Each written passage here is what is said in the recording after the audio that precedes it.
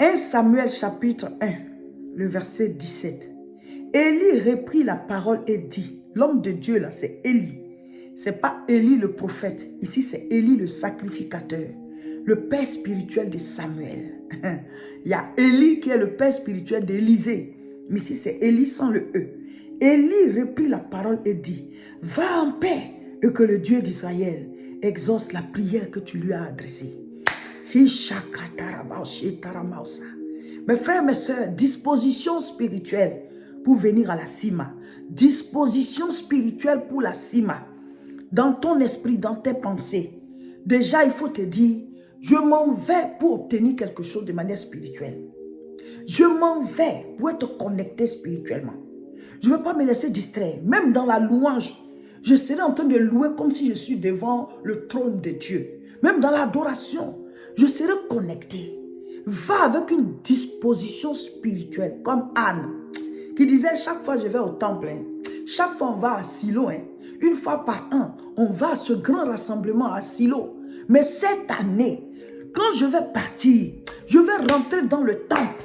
C'était la disposition spirituelle de Anne. Vous tous qui allez venir à la Sima, il faut que vous veniez avec une disposition spirituelle.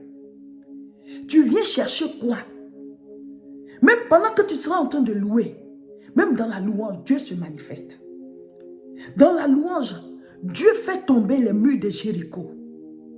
Quand tu seras en train d'adorer, dans ton adoration, Dieu peut se révéler à toi. Dieu peut te guérir. Dans ta prière, tu peux enfanter ta destinée. Élie était sur la montagne et il priait. Il priait. La Bible dit, il a mis sa tête entre ses genoux. C'était la position pour enfanter en Israël. Donc, il savait que sa prière était un enfantement dans le monde spirituel. Alléluia. Venez à la Sima avec une disposition spirituelle de prière. Une disposition spirituelle de je m'en vais terrasser mes Goliaths. Je m'en vais obtenir ce qui m'échappe jusqu'à présent. Anne a prié à cette rencontre annuelle. Anne a crié à Dieu par rapport à sa situation. Elle était stérile. Elle n'enfantait pas. Anne a crié à Dieu. C'était une rencontre annuelle. De la même manière que nous allons nous réunir ce samedi, c'est une rencontre annuelle. Nous faisons des rencontres tous les jours. Chaque samedi, voilà, un samedi par mois à Aubervilliers. Chaque dimanche, nous faisons les cultes. Nous avons des prières en ligne. Nous, chacun de nous a sa vie de prière. Mais cette rencontre dénommée SIMA, Conférence internationale de la moisson abondante, c'est une appellation, mais c'est une rencontre. C'est une rencontre. Et dans la Bible, il y avait des rencontres annuelles. La rencontre de Silo, les gens y allaient une fois par an. Et la Bible dit, Anne n'avait pas d'enfant. Elle n'avait pas d'enfant. Chaque année, ils allaient à cette rencontre. Chaque année, elle allait à cette rencontre.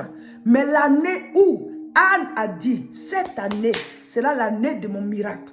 Cette année sera l'année de mon exaucement. Cette année sera l'année de l'ouverture des portes. Je dois enfanter. Quand ils sont arrivés à Silo, après tout ce qu'ils avaient à faire, comme sacrifice, parce qu'en entendant le sacrifice suprême, l'agneau qui devait être immolé, Dieu avait prévu une adoration de transition.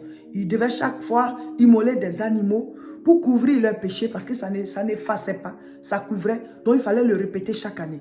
Donc après avoir fait ce moment-là, Anne est entrée dans le temple.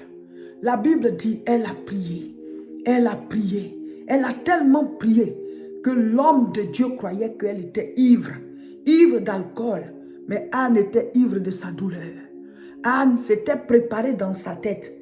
Elle s'était disposée pour dire, cette année, quand on va partir, je dois rentrer dans le temple. Je dois être en train de crier à Dieu pour que ce problème-là, je ne revienne pas avec. Elle a tellement prié que l'homme de Dieu croyait qu'elle était ivre d'alcool.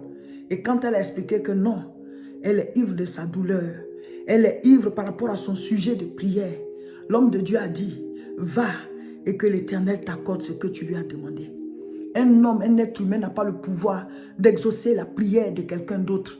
Mais comme c'était un homme de Dieu, il était oint. Et c'est lui qui était dans ce temple-là. Donc la parole qu'il a donnée à Anne a été la parole de Dieu. Dieu est passé par lui pour amener à l'existence la parole de la bénédiction de Anne. Pour lui dire que Dieu t'accorde ce que tu lui as demandé. L'homme de Dieu lui-même ne savait pas ce qu'elle avait demandé. Mais il dit que l'Éternel t'accorde ce que tu lui as demandé. Je m'en vais pour remuer les choses dans la prière. Viens avec une disposition spirituelle. Même vous qui allez vous connecter là, apprêtez un lieu de votre maison. Faites comme si vous êtes à la cima avec nous. Parce que ceux qui sont loin, ils ne vont pas pouvoir venir. Voilà. Mais vous qui êtes ici, qui pouvez venir là. Si tu es à la maison pendant que tu pouvais venir, ce n'est pas pareil. Hein? Dieu là, il sait tout. Tu pouvais venir. Donc tu ne peux pas recevoir le même exaucement que celui qui ne pouvait pas venir, qui est loin et qui est connecté. Donc faites un effort. Il dit, venez à moi. Même les paralytiques, chaque fois que le Seigneur veut les guérir, il dit, lève-toi. Le Seigneur sait qu'il ne marche pas, mais il dit, lève-toi. Ah, c'est un mystère, mes frères. La personne peut dire, mais je ne marche pas. Tu me dis de me lever comment? Mais les gens, ils se lèvent. Donc, il faut le vouloir. Il faut le vouloir. Je m'en vais, on s'en va prier. Vous ne venez pas pour nous, hein? Vous ne venez pas pour le révérend Seka, vous ne venez pas pour moi. Vous ne venez pas pour le staff. C'est vrai, on se lance ensemble. C'est l'atmosphère chrétienne. C'est la présence de Dieu pour nous tous. Mais tu viens par rapport à tes propres situations. Tu viens pour chercher Dieu. Même si tu n'as pas un problème comme Anne. Anne était stérile. Elle partait, elle dit cette année-là, je ne reviens pas avec ma stérilité. Je m'en vais chercher Dieu. Anne dit cette année-là, je pars, je reviens avec mon miracle. Donc elle est partie avec une disposition spirituelle. Donc tu viens là, viens avec une disposition spirituelle. Même dans la louange, il faut que tu sois en train de louer comme si tu dansais devant le trône de Dieu. Dans l'adoration, pareil. Tu es en train d'adorer comme si tu étais devant le trône divin. Dans les prières, tu es en train de prier. Tu nous oublies, nous tous. Tu es venu chercher Dieu.